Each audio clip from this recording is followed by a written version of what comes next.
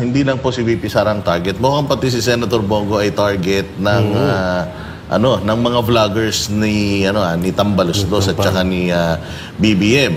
Ang issue nila yung palagi ang pagla-livestream ni Senator Bongo. Pero ano ba yung mga nila-livestream ni Senator Bongo? Di ba? Problema dyan, pag hindi naman nag-live, sasabihin walang ginagawa. Di ba? Tapos pag nag-live, magagalit kayo. Mas maganda nga yun di ba? Kesa naman yung walang, hindi nga nagla-live, pero yung ginagawa naman, puro kabalastugan. Diba? At least ito, makikita natin kung ano talaga ginagawa niya. And everyday, kasi parang sinasabi, para na siyang vlogger. Dahil lahat ng kanyang mga ginagawa ay naka-live. Which is, tama naman yun. Okay naman yun. Maganda naman. Lalo na kung yung ipinakikita ng live, yung maayos, di ba, trabaho. Ang mahirap, yung inilalive mo yung personal na buhay mo, na wala namang may tutulong sa buhay ng mga Pilipino, di ba? Negative ba yun? Parang sa akin, para daw vlogger. Bakit? Negative ba ang vlogger? Kaya nga. Para sitahin nyo. Di ba? Para mo sinasabi pagka nagla-live vlogger, masama. Di ba? Ba't ganun? Mas okay naman. Ano bang issue sa mga charity vlogger? Ano ba ginagawa ng charity vlogger? Bakit kinokonekta si Senator Bongo na para daw siyang charity vlogger dahil lagi na lang siya naka-live sa lahat ng mga pagtulong niya? Bakit humihingi ba ng donasyon si Senator Bongo kapag ka nagla-live siya doon? Kasi ang mga charity vloggers, as far as I know, magpapakita yan ng mga charity works nila and then after, manghihingi na yan doon sa mga nanonood sa kanya. Hindi ba? Pero itong ginagawa ni Senator Bongo, nila-live niya yung mga ginagawa niya. Let's say, may nasunugan. Hindi ba? Nila-live niya yun. Pagka pumupunta siya doon at tumutulong. Pero, nanghihingi ba si Senator Bongo ng ginagastos niya para doon? Hindi ba? Pera naman din ng taong bayan yung ginagamit niya sa pagtulong sa mga kababayan natin. So, anong masama kung ipakita niya sa mga kababayan natin yung pagtulong niya? Di ba, Jay? Yung sa pagiging charity, kasi dati akong charity vlogger So dalawa din yan ang uri ng mga charity vlogger. Merong tinatawag na charity money tsaka charity vlogger. Okay. Yun nga, totoo nga yan. May talaga, may mga sponsor, ganun. Pero ang yung sinasabi ko nga, yung sa charity, kapag hayaan mo silang magbigay sa'yo, hindi ka manghihingi. Pero yung charity money kasi, yun yung at alam mo yung nagpapakalat ngayon ng issue about kay Senator Bongo, dati rin yung charity. Baka siya kurakot siya ng charity vlogger. So isa din siya, kaya nga tinabla ko siya, isa rin siya sa matatawag na charity money. Kasi nga, una-una, at ang daming na-scam din nung tao na yun, pero wag na natin pangalanan. Ayun nga, yung pag-live ni Senator Bongo, wala pong mali doon. Napakaganda nga nun, at least nakikita natin. At sana, sa totoo nga lang, mas maganda nga po yan kasi may encourage ni Senator Bongo yung ibang mga politiko na kaysa mga Duterte lang yung pinag-aaksayahan ng panahon, di tumulong kayo. Diba? So maganda yan. Tsaka, mas dihamak na maganda yung ginagawa ni Senator Bongo kaysa sa ipunin mo yung tubig at gagamitin mo sa tagtuyot. So mas yun. Mas maganda tong ginagawa niya. Walang dito, walang masama. Tsaka kita nyo naman alam nyo may mahihalin tulad natin to kay Senator Bongo, ito yung si Pastor Alam nyo kung bakit. Kasi ang KOJC at si Pastor, hindi nila masyadong ine-expose yung kanilang tulong sa mga kababayan natin. Kailan lang din talagang naglabasan itong mga na noon pa naman talagang tumutulong si Pastor sa mga kababayan natin off-cam. So si Senator Bongo din ngayon lang din naman naging ganyan din niya na hindi yung pagtulong yung talagang ine-expose. So napakaganda nun kasi may encourage si Senator Bongo yung ibang mga politiko na imbis na magnakaw lang kayo na magnakaw ng pera ng taong bayan dyan, tumulong kayo. At ang pinakamaganda pa dito, hindi naman nanghihingi. ng pera or nung pinangtutulong ni Senator Bongo sa ibang tao, ni sarili niya. At yung siguro Hindi, sabihin alam mo natin, kung bakit yan, ganyan? Nalalagpasan kasi yung presidente nilang tamad. Ayun. sa bagay, yan pa nga yung Pag isa tamad dyan. ng presidente, walang mablog yung mga vlogger niya. Maghahanap Pupunahin ng na lang itong iba na nasasapawan yung. Ganyan kasi kahit sa mga kumpanya, pag may magaling sa kumpanya at naangatan yung iba, ang gagawin ng mga tamad, sisiraan yung magaling. Kung ano-anong istorya ang iimbento, kung ano-anong paninira ang gagawin. Dahil nga napakagaling. Kasalanan ba namin kung laging tulog yung presidente nyo? Ang Lagi tanong, na lang, natutulog ba? laging dilat yung presidente Yun, nyo. Oo, lagi nagpapa-interview kamo. Oo. Di ba? Hindi na natin kasalanan yun. Tsaka, yun nga din sana yung i-connecta ko. Hindi kaya napipressure din itong mga kasamaan niyang senador na ganito ang ginagawa ni Senator Bongo. Kasi as far as I know, effective yung ginagawa ni Senator Bongo Kasi since nung nagtrabaho siya noong 2019 hanggang ngayong 2025, tita mo, nag-number 1 pa siya sa senatorial race. So, ibig sabihin, nagugustuhan ng tao yung ginagawa niya na serbisyo. Kaya nga, majority ng Pilipino, ibinoto siya. Actually, mas marami pa nga sanang boto yan. Kasi meron 17 million na hindi nabilang na boto. Definitely, hindi lang sana si Senator Bongo yung pumasok. Baka karamihan doon sa mga, or lahat ng Duterte ay pumasok kung hindi lang sana nagkaroon ng hocus-pocus dyan sa ating tsaka consistent Buti sana kung ginagawa ni Senator Bongo ito ng eleksyon lang. Ginagawa niya ito halos araw-araw Hindi ba? Yun ang difference, di ba? Si Senator Bongo talaga, kita mo, katatapos lang ng eleksyon. 6 na taon pa bago uli magkampanya. Pero trabaho. Kasi meron akong kilala, isang senador. Oy. Ang tahimik ko unang 3 taon.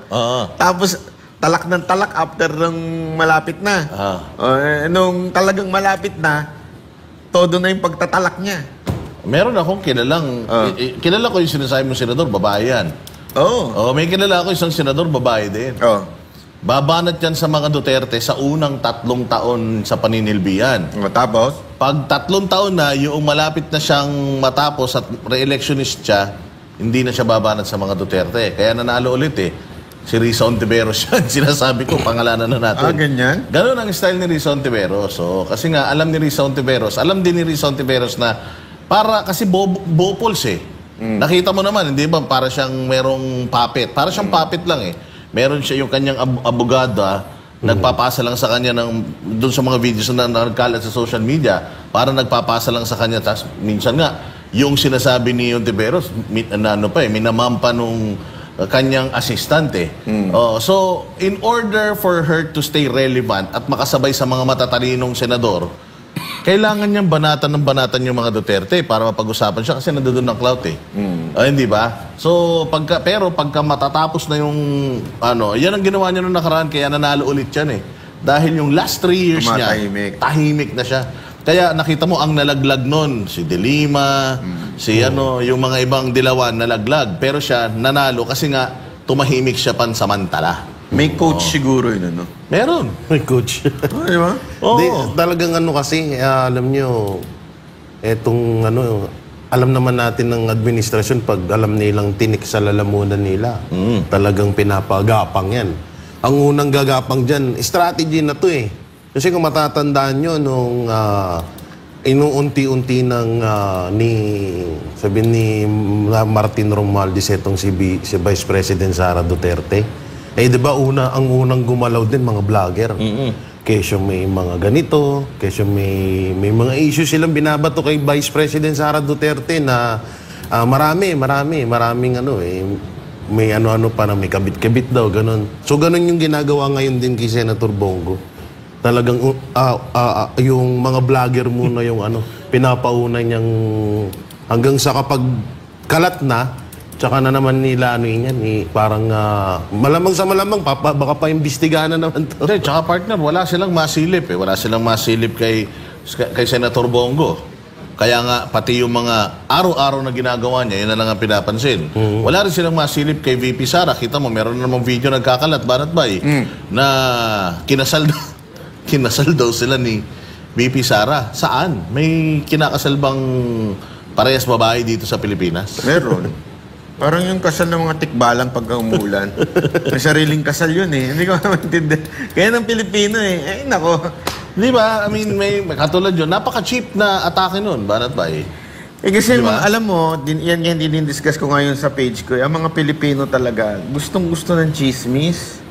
Ewan ko ba talagang kinalakihan na natin yan. Kaya tuloy, kami mga banateros, talaga nananatili kami sa katotohanan lang. Yun ang pag-usapan natin, yung mga tunay na issue, hindi yung chismis. Kasi nangyayari, labanan na ng chismis ngayon eh. Katulad niyan. Pabunggahan eh. Oo.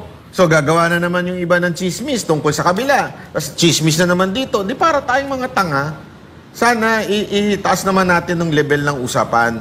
Diba? Huwag yung puro chismis. Katulad niyan, ano ba naman yun? Papakasal. So, anong pakialam nyo? Diba? Anong pakialam nyo sa pakasal nung kahit magpakasal pa ng 10 beses yan, wala na kayong pakialam doon as long as nagsiserve sa bansa na maayos. Yun lang naman sa akin dyan. Ang hiling natin pumasok doon sa eksena ng mga buhay na may buhay.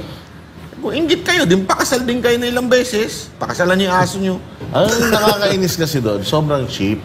Sa sobrang wala sila talagang masilip na mali sa mga Duterte at mga alyado ni Duterte kung ano-ano na lang yung mga chismis na ginagawa nila para magkaroon sila ng content. Kasi nga, itong presidente natin, sa totoo lang ang dami naman nating proof. Ang dami rin naman talagang mga nagva-vlog na ang binabanatan ng mga vlogs nila yung mga vloggers at ni Pangulong Duterte at yung mga Duterte. Pero tayo, every time na we do vlogs, katulad yan, pag nagvo-vlog tayo, ang topic natin, si Pastor Apollo Kibuloy, yung information about doon sa mga ginagawa ni Pastor Apollo Kibuloy yung nilalahad natin. So, napakarami nating naikukwento sa tao ng mga magagandang bagay na ginagawa ni Pastor na etong mga vloggers sa kabila, wala silang makitang magandang ginagawa ni BBM. Tingnan mo na lang, dito sa mga sinasabi ni Claire Castro, di ba? Lahat ng mga press con ni Claire Castro, supposedly, katulad ng lagi natin sinasabi, pasahod ng taong bayan yan, ang dapat na information na nakukuha natin sa kanya is yung mga nagagawa ni Pangulong Marcos sa Bayang Pilipinas. Pero sa nakikita natin, ang atake talaga niya puro Baste Duterte, puro Inday Sara Duterte.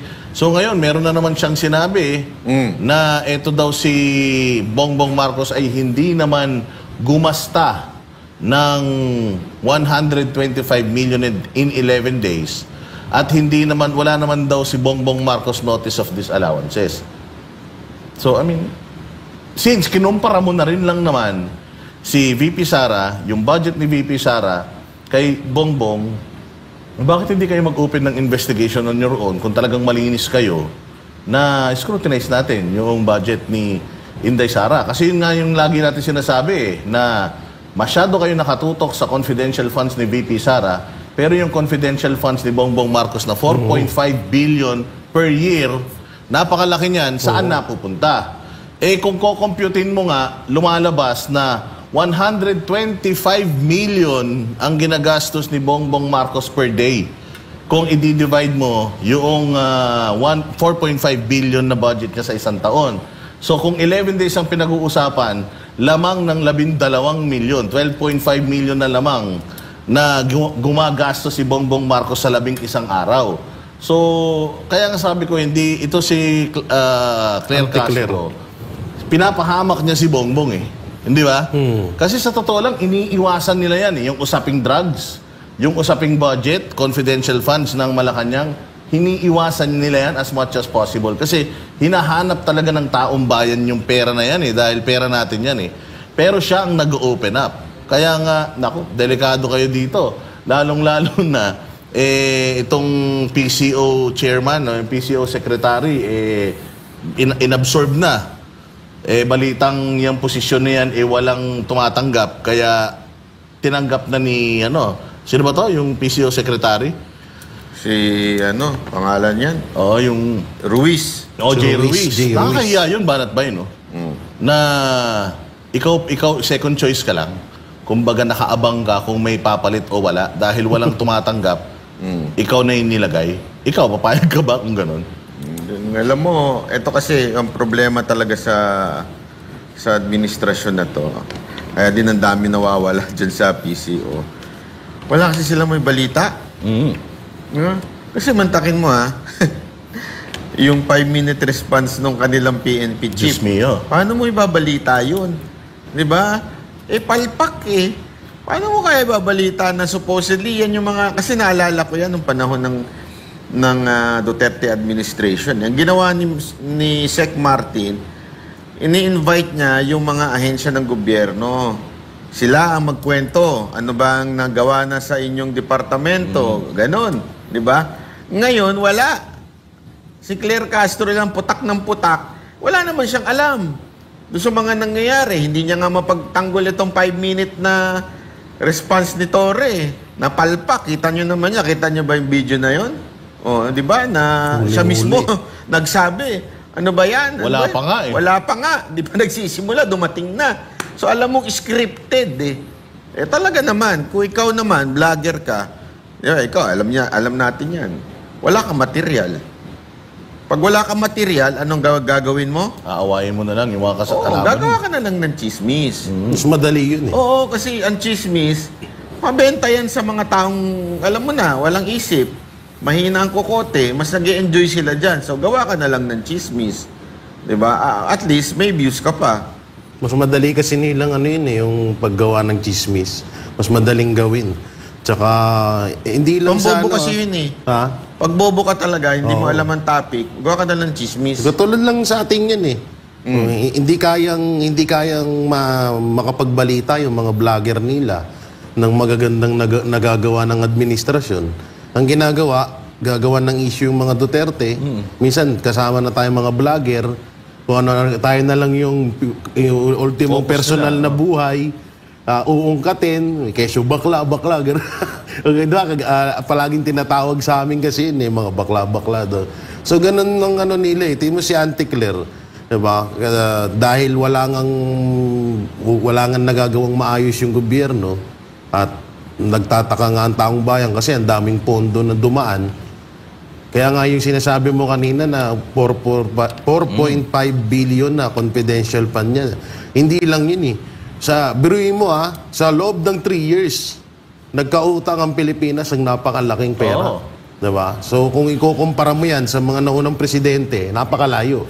Wala pang pandemya. Wag naman sana, pero partida, wala pang pandemya, pero napakalaki na ng utang ng Pilipinas. So sana pupunta yun. Kaya nga yun yung sinasabi natin na yun yung hindi dapat na mga impormasyon na tinatouch ni Claire Castro Kasi nga, hinahanap ng taong bayan unang-una sa Kongreso, yung kanilang, yung open the books, hindi ba? Binuksan niya ni Pangulong Duterte. Diyan nga nagsimula itong pagkatanggal ng prangkisa ng SMNI dahil diyan gikan sa masa para sa masa na yan. Hinahanap natin yan, pera na yan. Ang isa pang sinasabi ni Congressman Marcoleta na kung pinag-uusapan natin yung notice of disallowance ni Inday Sara, pag-usapan din natin yung notice of disallowance ng lahat ng may confidential funds. And kung iniimbestigahan natin yung confidential funds ni VP Sara na nanggaling naman yun sa Malacanang, bakit hindi na rin natin simulang imbestigahan yung confidential funds ng Malacanang? Kasi mas malaki mas malaki yung budget ng Malacanang. Imagine merong 4.5 billion na budget na pondo ang Malacanang, confidential funds pa lang to may ganong kalaking budget, wala namang sumusukong mga rebelde. Di ba? Wala namang malalaking mga drug lords na nahuhuli. Dumadami pa. Wala namang mga ginagawang bagong mga kalsada. Meron naman sila, kayo naman. Ano? Marami silang ginagawa. Yung high five. Yung Oplan, ano ba yan? Oplan, Horus. Ano? Horus? Ano ba yung high five? Hindi niya alam yung high five. Paki-refresh nga. Yung OpenAI, high five yun. Okay. Ang tawag doon na high five, Baka ganun. Baka doon nila ginagamit. Oo. Puro sa troll farm. Oo, no? sa troll farm. Katulad lang ng mga makakaliwa, vlogger na rin. Ito talaga. Mga nagbablog Malay na. mo. Dumadami na sila. Kaya may ginagawa sila. Meron naman pala talaga. Yun lang. Walang kapakin. Tapos may mga balita pang nagbabayad sila ng vlogger para pabanguhin yung mga pangalan nila. So, I mean, nag-a-assume tayo dahil hindi rin naman nila pinapakita kung saan nila dinadala talaga yung pera. Katulad nga lang din yan ng drug test. It's safe to assume na talagang positive siya sa drugs kasi nga hindi niya pinatutunayan Hindi siya nag-undergo ng drug Alam mo testing. kung gaano sila kapalpak? Ito, may papakita ako. Hindi ko lang napadala dyan. Ito, Yan, malapit yan, Hindi yata mababasa, basahin mo na lang. Basahin natin. Sabi nung isang vlogger nila, pangalan ay Sangkay... Huwag mo nang pangalan. Sangkay, ito, sabi. Pati si kaalaman, nalula na sa nangyari sa Pilipinas, anong milagro itong ginagawa mo sa bansa, Bongbong Marcos? This nation shall be great. Kasi daw, itong Egypt, ini-export na daw natin. Pag binasa mo naman, sandali, private company to Anong kinalaman ni Bongbong Marcos dito? Magtataka ka, sabi ko, ang bobo naman ito. Bopol siya. Yan yung nangako ng ginto in-export na daw sa 30 na bansa yung Egypt. Akala ko naman DOTR. Pero pag binasa mo, sandali. Private. Ano ito? Modern Egyptian ng Francisco Motors. Tanga. Para mapapag-anong kayo. Anong kinalaman ni Bongbong Marcos doon? Diba? Samantalang marami tayong mga produkto na ini-export na nawala na sa atin. Hindi naman nila binabalita. Katulad ng saging, yung durian. Dati sa atin kumukuha ng durian yung mga karatig bansa. Pero ngayon kumukuha sila ng durian sa Thailand na tsaka sa Vietnam. Malaking market yun. Actually, apektado talaga yung durian farmers natin sa Mindanao, pati yung mga saging. Dati sa atin kumukuha. Katulad yan, away sila ng away sa China. Yung China pala, ang daming mga kinukuha produkto sa atin. Kita mo ngayon, sa ibang bansa na kumukuha ng sa ibang bansa na kumukuha ng mga produkto nila. Wala na. Sayang din yun. Kita rin natin yun. Tsaka farmers ang tinatamaan dyan. Wala silang pakialam. Basta may propaganda lang nila, basta maging anti-China lang sila, wala silang pakialam kahit na may mga negosyong naapektuhan dito sa Pilipinas dahil sa politika nila, di ba? Dapat nga ang pangalan ni Bongbong, Mr. Perfect Speaking of yung investor. Kahit kasi sinisisi ng gobyerno yung pagbagsak daw ng mga investment sa Pilipinas, mga investor, kay BP Sara. Ang sagot ni BP Sara, kahit nandyan o wala ang impeachment, wala na talagang investor confidence dito sa ating bayan. Kung nakikita ninyo, bagsak ang ating foreign investment sa ating bayan. Kaya wag nila akong gawing reason kung bakit pangit ang takbo ng ating ekonomiya. So ang ekonomiya, pangit, tinisisi nila kay BP Sara. Ano yung sinasabi mo kanina, Jay? Hindi, dito na rin tayo total. Nandito, Alam nyo, paano paano tayo papasukin dito ng mga investor? Kung yung baha nga sa Pilipinas, hindi nila masolusyonan. Sino ba naman tangan na businessman na magsasayang ng milyon na pera dito sa bansa natin kung mabubulok or masisira lang din yung hanap buhay nila dito?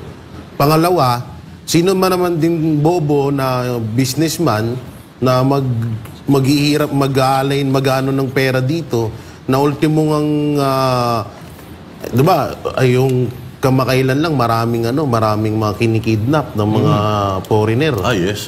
So sino ang may kaya talagang mapapaisip yung mga na ayaw na nila dito sa Pilipinas. Bakit ka mag-i-invest sa Pilipinas kung ultimong simbahan binababoy ng sarili mong gobyerno? Maraming kapalpakan ng gobyerno kaya yung sinisisi nila kay Vice President Sara Duterte, talagang kalukuhan yan. So, ang dapat sisihin dyan si Marcos.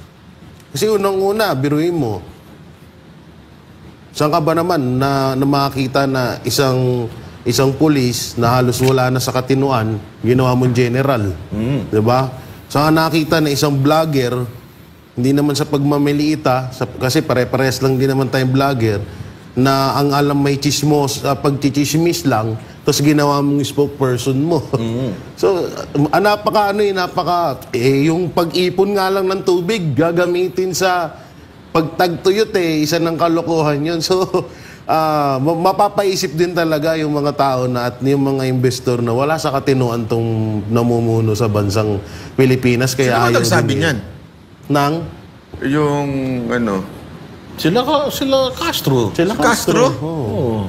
Kaya nga sabi ni Vice President Sara Duterte, yung mga Castro daw yan, hindi naman daw yan lahat, yung dalawa, ay yung tatlo, nadagdagan Andiyan na rin yung pinsan nila. Si konti na lang daw. Hindi, si Naging Castro na. Si Abante. Si Abante. Ano yung pinsan nila yun? 4 na sila. Kaya nga, speaking of spokesperson, may bagong spokesperson na naman. Sino? Diyos ko po, ang dami na natin spokesperson. Alam mo, Natatandaan ito, mo ba, Natbay?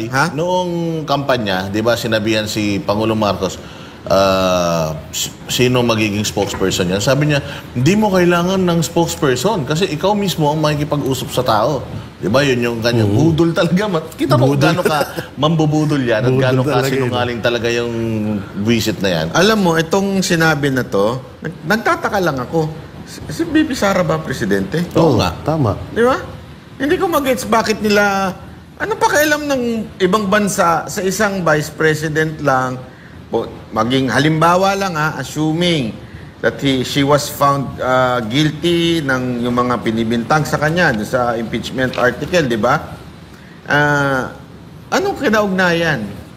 O anong mangyayari sa bansa? Wala naman siyang kapangyarihan pagdating sa gobyerno. Pagpapatakbo ng gobyerno, wala siyang kapangyarihan. Pagpili ng Senate President, hindi rin naman niya yun kayang impluensyahan. Pagpili ng Speaker of the House, wala rin naman siya.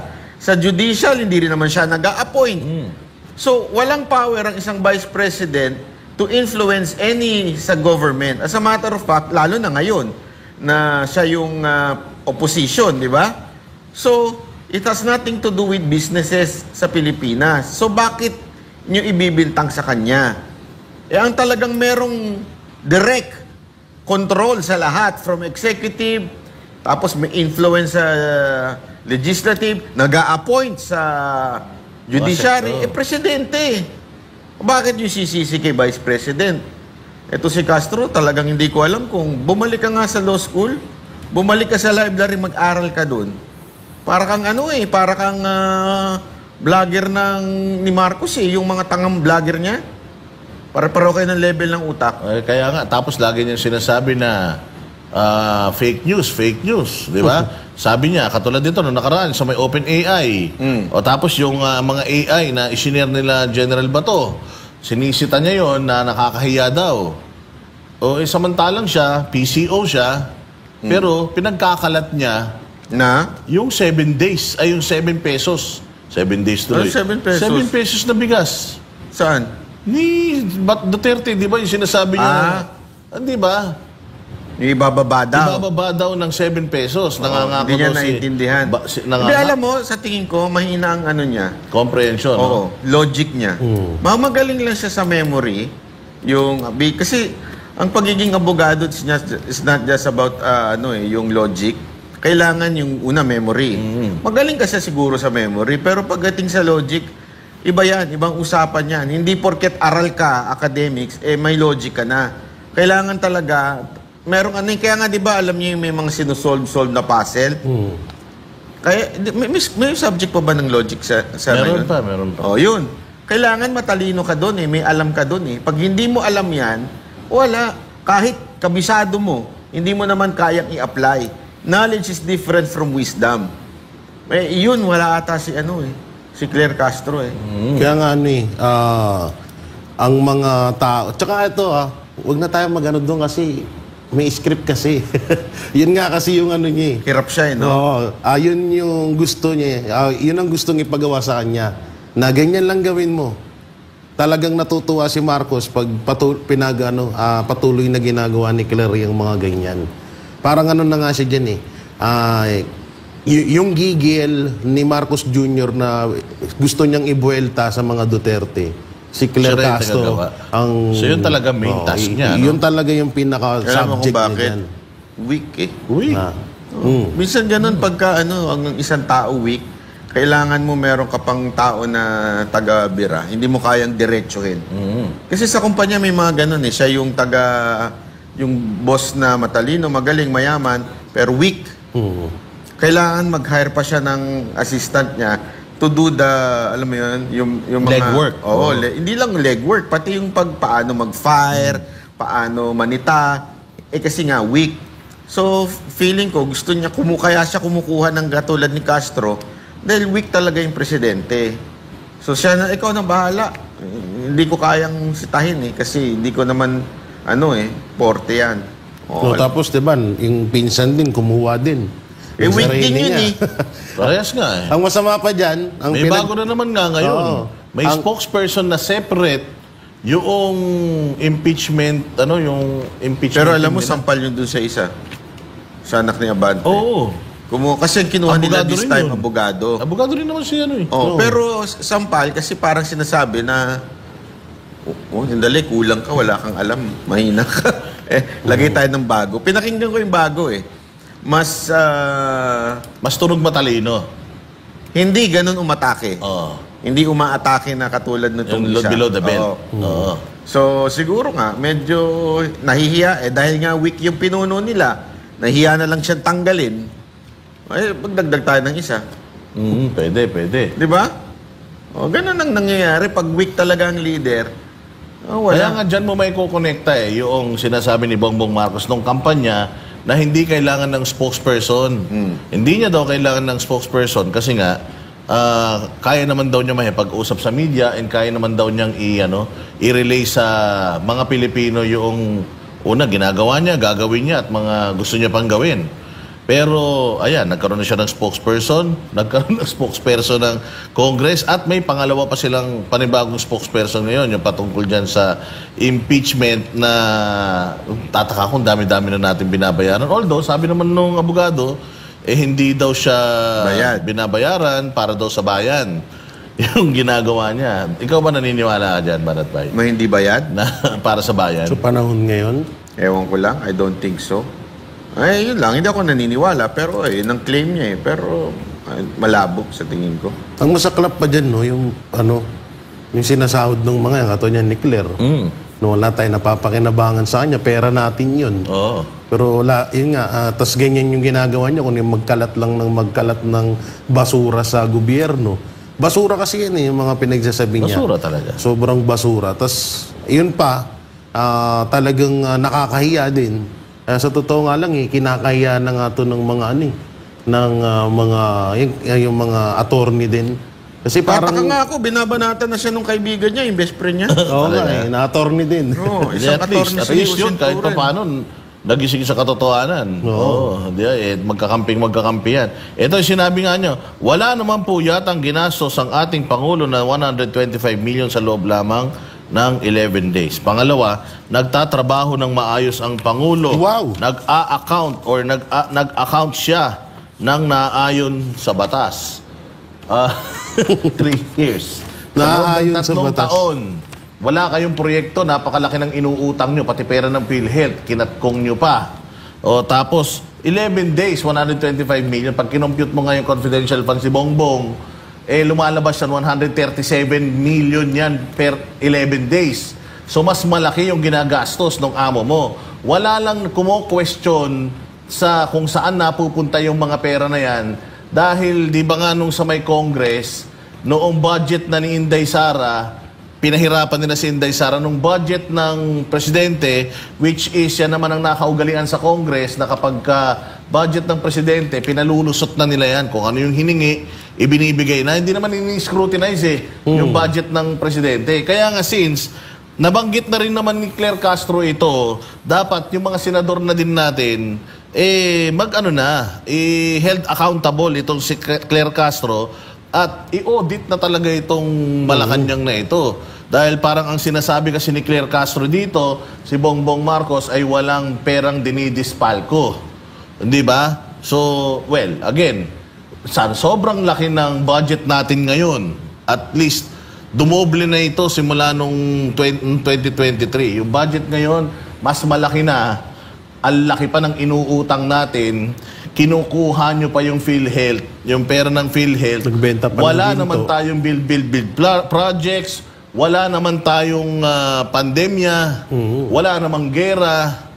Pero bakit wala? Saan ginagastos yung mga pera na yan? Yan Di eh. ba? Yan Ayuda. nga. Ayuda. Tapos ang masaklapan yan, tingnan mo, yung pabigas nila, wala na rin ngayon. Meron naman. Meron pa rin ba? Meron. May picture pa niya eh. May picture pa Oh, yan. pero hindi nga lang natin alam kung hanggang kailan. Tsaka ito, Hindi, may... pili yun eh. Kaya alam mo, marami nagsasabi, lagi akong kinokontra ng isang vlogger dyan eh, na sinusumbat sa akin na meron naman daw 20 pesos. Alam mo, kung pili, hindi mo masasabing natupad yung sinasabi niyang 20 pesos. Kung piling lugar lang. Pinipili nyo lang lugar eh. Gawin yung nationwide. Dapat lahat ng lugar meron. Yun yung ibababa Accessible niya. sa lahat, no? Accessible. Ibababa niya lahat. Kasi meron pa silang sinasabi ngayon, banat bay na minimum wage earners lang ang pwedeng makabili. Hindi naman yun yung pinangako niya nung kampanya. Oo nga. At saka, bakit? Yung bang may mga pera, hindi naghihirap? Hindi ganun yun. So, hindi pantay. Di sana, presidente ka na lang na mahirap. Huwag ka na ng presidente ng ibang tao. Umalis ka na dyan. Tsaka wala din yun eh, kasi yung ibang bigas, matataas pa rin ng presyo. So kung mababa yung 20 pesos, so mababawi pa rin nung isa. O yung mga bilihin sa palengke, mahal pa rin. Pero kung lahat nga sana ay mapababa nyo, okay naman sana. At pang buong Pilipinas ang makakatikim ng 20 pesos kilo na bigas na yan. Kaso, mukhang sa kanila lang ata. Hanggang sa amin nga, wala nga akong nakikita eh. Wala akong nakikita sa mga palay-palengkin, makatikim man lang sana ng 20 pesos kilo na bigas ni Marcos na yan. Ito pa, yung isang proyekto nga, pag-usapan natin ulit yung kay General Torre na yung 5-minute. Banat ba, ang dami niya ng sinibak na polis? 8 hepe. Naku. Yung sinibak niya dahil hindi yata nila na-hit yung 5-minute na response time. Parang napakahirap kasi nun, no? Banat bay na bigla ka mag-i-implement ng isang bagay na alam mo naman na imposible, nung ikaw, happy lang din, palagay ko, hindi mo rin naman kayang gawin yun. Kasi kung ikaw nag-uutos, banat bay, may mga ganito kasing leader, alam mo talaga na si Torre, hindi talaga pwede maging leader, eh. Kasi, ipagagawa niya sa iyo yung hindi mo naman talaga kayang makuha. Tapos, hindi kanya bibigyan ng makinarya para magawa yun. Tapos ang gagawin niya, para magmukha siyang seryoso sa pangako niya na yan, pagsisibak, para si Bongbong, ngayon ginagawa niya, sisibakin yung mga tao. Dahil si Bongbong ay incompetent, nagsisibak ng mga tao, kunyari, pinagre-resign. Si Torre, parang ganun din ang nangyayari eh. Alam natin, imposible yan. Sa traffic lang dito sa Pilipinas. Kulang tayo, banat ba, di ba ng pulis? Di ba yan yung isa sa mga problema natin? Kulang tayo sa pulis. Kaya nga kung matatandaan mo, di ba? Noong 16-day KOJ siege, di ba, kumuha pa sila ng pulis sa iba't ibang mga lugar para lang dalhin sa isang lugar. I mean, ganun yung scarcity natin pagdating sa pulis. Tapos mangangako ka ng 5-minute. So, ikaw, banat ba, papunta ka lang from one place to another, kahit ang lapit-lapit lang, hindi mo kaya ng 5 minutes, di ba? Yung dating ang tinitiran ko, paglabas mo lang ng subdivision, lagpas na 15 minutes yun eh.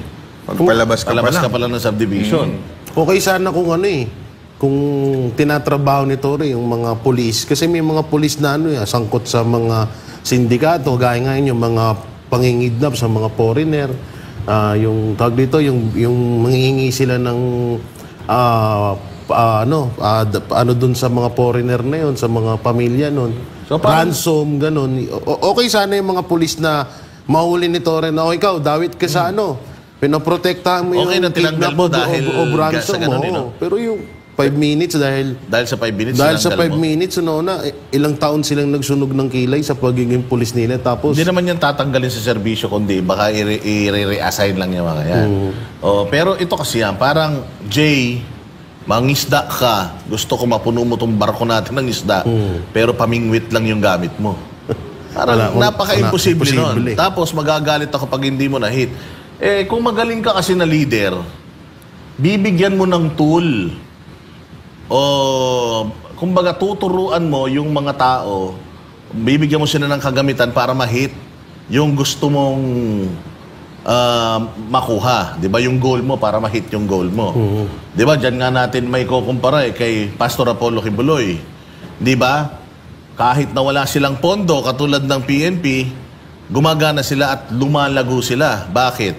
Kasi si Pastor Apollo Kibuloy, binibigyan niya ng tool lahat ng kanyang miyembro para magamit nila para maging self-sustainable sila. Para lahat ng mga targets, lahat ng mga pangarap ng simbahan na makuha nila. Hindi lang siya basta nag-uutos.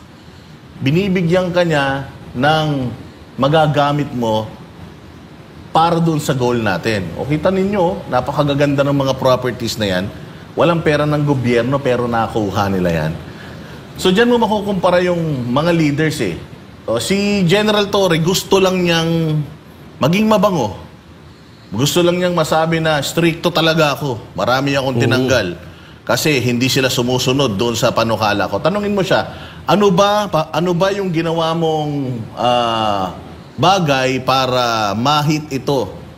O itong target mo ay mahit ng mga pulis? Nagdagdag ka ba ng pulis? Di ba? Nagdagdag ka ba ng mobile? Yung oras ng pulis ngayon kasi 8 oras na lang yung ano ng pulis eh. Kasi dati kung matatanda natin sa sobrang kakulangan ng pulis, nagdo-12 oras, 24 oras pa yung mga pulis noon. Noong panahon ni PRD, binawasan niya yun. Ginawa niyang 8 oras. Sabi ng mga pulis, mahirapan tayo dyan sa 8 oras kasi konti ang pulis. O di, kumuha kayo ng madaming pulis. Yan yung sinasabi ni Pangulo eh. Pero ngayon, wala namang pinapakita si Torre. Tapos meron pa siyang requirement na papayatin, kailangan magaling kang bumaril.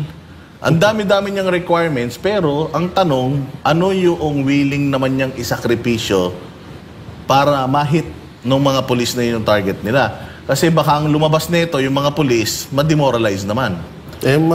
Ang masakit pa dyan, pero don't get us wrong, maganda yun ha. Maganda yung kung magkakatotoo yung sinasabi ni General Torre, 5 minutes, nandiyan na kagad. Okay yun. Napapayat yung mga pulis. Lagi naman natin sinasabi, lalaki ng tiyan para makakahabol. Kung papayat yung mga yan, kung magiging asentado yung mga yan, okay yun. Okay yun. Kaya lang, yun nga ang tanong. Baka magkaroon ng demoralization dito sa hanay ng mga kapulisan kasi pinipilit silang mag-adhere sa isang bagay na wala namang binibigay din sa kanila na magagamit nila para ma-hit yun. Di ba, Jay? Ang ano pa kasi dito pa, yung mga pinapano niyang batas, hindi talaga kadalasan din magagawa ng mga kapulisan kasi una-una yung respeto din kasi. Eh kung, halimbawa ako parang talagang gusto kong gawin yung pinag-uutos ni Torre. Pero ayoko dahil galit ako sa kanya dahil sa alam ko yung ginagawa niya. So parang talagang napakalabo nitong mga panukalan ni Torre. Partida, PNP chief pa lang to Kasi di ba may mga nagsasabi na parang tatakbo daw to sa susunod na eleksyon. Gusto na nga ni Sub-Saharan Mindanao maging vice president yan. Dyan pa lang talagang napaka pangit na ng pamamalakad. Pero itong maganda na maraming nagagalit kay Torre na pulis. Goods din yung ginagawa niya pagiging pagiging kumag Pero niya. wala na siyang pakialam actually kahit maraming magalit sa kanya. Ang ibig ko masabihin mas okay yun. Kasi imbis na, alam mo yun, baka dumating ang time, huwag naman din sana, na yung mismong mga kapulisan na yung lumaban sa kanya dahil sa ginagawa niyang Pero nga wala na siyang pakialam actually kasi nga nandiyan na siya sa posisyon na yan eh. Yan na yung pinakamataas. Wala nang mas tataas pa dyan. So kaya nga parang sinasabi ng mga netizen na sobrang pang-aabuso naman yan sa kapangyarihan. Sobrang pang-aabuso talaga sa kapangyarihan kasi nga yung mga pulis mo, parang pinipilit mo nang gumawa ng mga bagay na alam mo naman sa sarili mo na imposible talaga. Hindi ba? Ang ano pa nga dyan, ang masama dyan, baka tularan pa nga to si Torre ng mga susunod. Masama dyan. Okay lang yung maging okay lang yung maging stricto eh. Si Ping Lacson noon, ang stricto niyan, nung PNP chief. Meron waistline. Kailangan mga tiyan maliliit. Tapos yung physical... Si Bato din, di ba? Physical assessment. Si Bato, ganyan. Physical assessment. o talagang kailangan mag-adhere yung pulis dyan. Yun kaya magpapayat, madali eh. Oo. Di ba? Madali maging Pero asintado yung paramihan na mahuli, Oo, yun, mahirap mas yun. mahirap At saka yun yung kasi. rumisponde ka sa loob ng 5 minuto. Kasi pag unang-una sa lahat, Badat Mike, tinan mo pag ikaw rumisponde ka sa isang lugar, una kailangan, tactically, alam mo kung ano yung pupuntahan mo Di ba? Anong krimen ba yan? Siyempre, kung ang krimen holdapan, hindi ka pwede basta-basta pumunta ron dahil babariling ka ron Di ba? Yung kailangan mo ng kahit papaano, may pagpaplano bago mo isagawa yung operasyon. Pero kung ang dating lang is pupunta ka sa isang lugar, 5 minutes, kailangan nandoon ka na, yung challenge yun Sobrang challenge yun lalo dito sa Metro Manila. Sa probinsya, challenge din yan dahil, di ba, ilang mga police presinto lang sa laki ng lugar.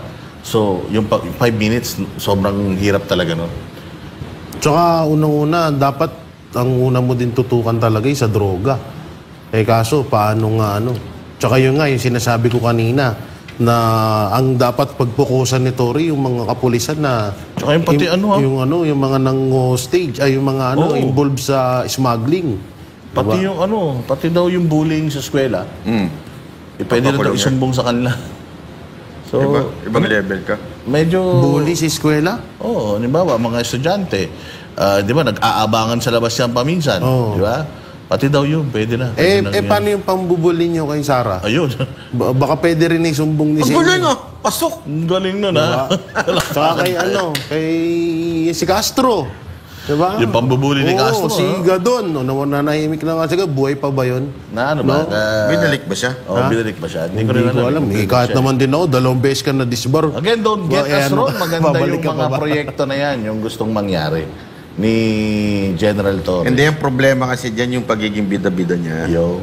Yung tama yung sinabi niya to make sure na capable naman. Diba? It's okay it's okay to be strict. Pero make sure feasible yung bagay na yon. Kung kaya ba talagang gawin yon.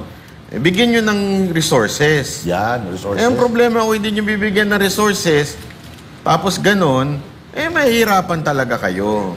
Kaya tuloy ang nangyayari, parang puro panlabas, which is, pareho naman kayo, pareho kayo ng presidente, na puro panlabas lang ang binabago, yung imahe lang ang binabago, pero dun sa pinaka-root, yung problema, nandiyan pa rin. Alam mo kung bakit? Paano gaganahan sa'yo, police? Tinanggalan mo ng day off. Ay, pero 8 oras na lang daw. 8 oras, pero remember, yung iba, mas gusto yung may day off talaga. Kasi may pamilya yan I mean, ito hindi sa kung ang Panginoon nga nagbigay ng isang araw para magpahinga, gawin mo naman na magkaroon ng day off. Lupit, no? Ginawa mo 8 hours nga, kasi 12 dati. Ginawa niya 8 hours. Okay? Ang nangyayari, walang day off. Kawawa naman yun. O, di ba? Yun pa lang, pagsaway na yun sa tunay. Labor code. Oo. Dapat medyo, yun yan okay na yung 12 oras Kasi alam naman na yan, nakasanayan na yan ng mga pulis. O pwede naman sila from time to time magpahinga ng konti, di ba? Nakakapahinga naman sa presinto yan. Tapos, kasi hindi naman all the time may emergency. So pwede naman sila magpahinga. Pero yung walang day off, ay isang malaking kalokohan yan. Demoralizing yan. Oo. Tapos, gusto mo sumunod sa'yo. Yun yung, eto again, tama yung sinabi ni Boss Dada we support yung mga strict measures mo. Okay yan, yung dapat hindi tumaba. Di ba? Yung mabilisan, yung nakatambay sila sa karsada, okay din yan. O yung pag-ensayo sa pagputok ng baril, okay din yan. Pero paano magiging okay lahat yan kung demoralize yung mga tauhan mo? Di ba? Dahil walang day off.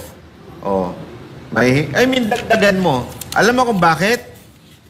Ginawa ni PRRD yan. Anong unang ginawa niya? Itinaas ang sahod. Doblado, sabi nga niya Doblado po ang tinaas ng sahod. Ngayon, nung nag-utos na siya, sinunod talaga. Oo. Kasi mataas ang moral nila. At saka pwede na siyang, di ba, yung pinagalitan niya yung mga scalawags na polis doon. Yung kagad na sinabi niya, dinoble ko na yung nyo, naglolo ko pa kayo. una muna yung yung, di ba, maganda munang, hindi, ang ginawa mo, bida-bida ka kagad eh. Huwag ganun. Ang ano pa dyan, bakit hinahayaan ng presidente yan na ganyan? Kasi dapat sisitahin niya eh. Wala. Mali ang ginagawa Masa ka mo. pa kay presidente. Diba? Katulad nung kay Pangulong Duterte, di ba? Nung magkasama sila ni PNP chief noon pa na si Bato. Harap-harapan niya na inayos yung mga kapulisan. So dito, ito talaga, no? Yan ang consequence talaga ng ang presidente ay mahina. Wala. Kaya yung mga tao, kanya-kanya eh. Yung mga sekretary, kanya-kanyang kalat. Kasi nga mahina yung presidente. Di ba, ang kwento nga sa atin nung dating sekretary dyan, bihira lang sila mag-meeting eh. Nung panahon ni PRRD, halos lagi ang meeting nun. Inuumaga sila, tsaka na yun, meron na silang para bang understanding pag nagkaroon ng cabinet meeting, hanggang umaga daw talaga. Tinatakin isa-isa, pinagsasalita, pinagre-report bawat isang department. Ganong katindi. Kaya nga may mga nasasabi ngayon ng mga netizen kinakabahan sila kasi tag-ulan na. Kasi pag tag-ulan, syempre, marami na naman mga kababayan natin maapektuhan. Alam naman natin, nung hindi naging successful for the past 3 years, yung government response pagdating sa mga kalamidad, kinakabahan sila ngayon na baka ganun pa rin. Tingnan natin, baka naman sa 3 taon may natutunan na si Bongbong. O baka naman ngayon, alam niya na yung gagawin niya kapag bumagyo, di ba? Lagi niyang pinagagabang pag natapos daw termino niya, may subway. Pero yung baha sa Pilipinas, hindi masolusyonan. Ng teteng talaga. Sige, ayan na. At dyan natatapos ang ating kwentuhan ngayong araw na to.